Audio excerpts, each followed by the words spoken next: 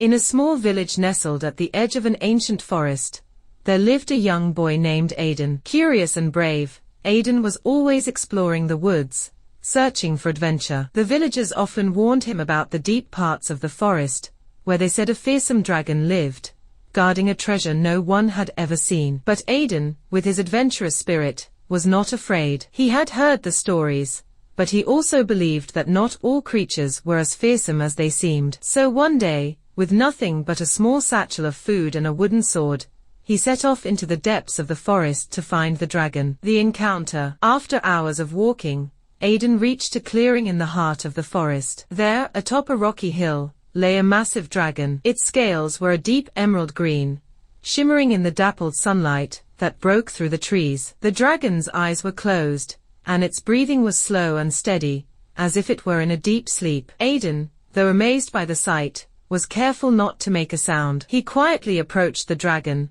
noticing how peaceful it looked, nothing like the terrifying beast the villagers had described. He sat down a short distance away, just watching, until the dragon's eyes slowly opened. The dragon stared at Aidan with eyes the color of amber, glowing with an ancient wisdom. But instead of roaring or attacking, it simply tilted its head, as if curious about this small, fearless boy. The conversation. Summoning all his courage, Aidan spoke.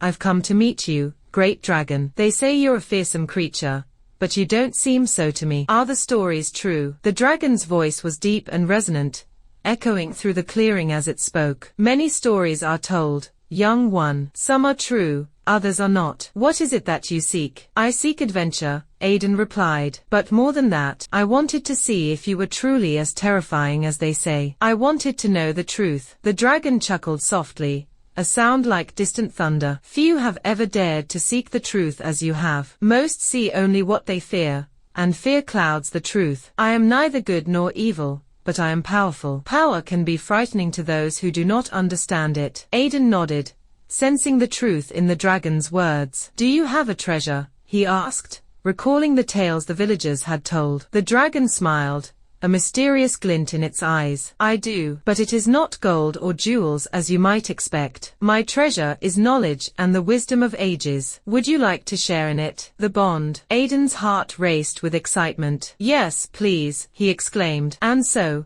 the dragon began to teach Aidan about the world, about the stars and the earth, the balance of nature, and the importance of understanding before judging. Aidan visited the dragon often, learning more with each visit. In return, he brought stories from the village and tales of his own adventures, which the dragon listened to with great interest. Over time, a deep bond formed between the dragon and the boy. Aidan no longer saw the dragon as a fearsome beast, but as a wise friend. The dragon, too, found joy in the boy's company, for it had been alone for centuries, misunderstood and feared by those who had never tried to know it. The return. One day, after many months of visiting the dragon, Aidan returned to the village with a newfound understanding and a heart full of stories. The villagers were astonished when he spoke of the dragon's wisdom and kindness, for they had always believed the dragon to be a monster. Some were skeptical, but others saw the change in Aidan, the confidence in his eyes,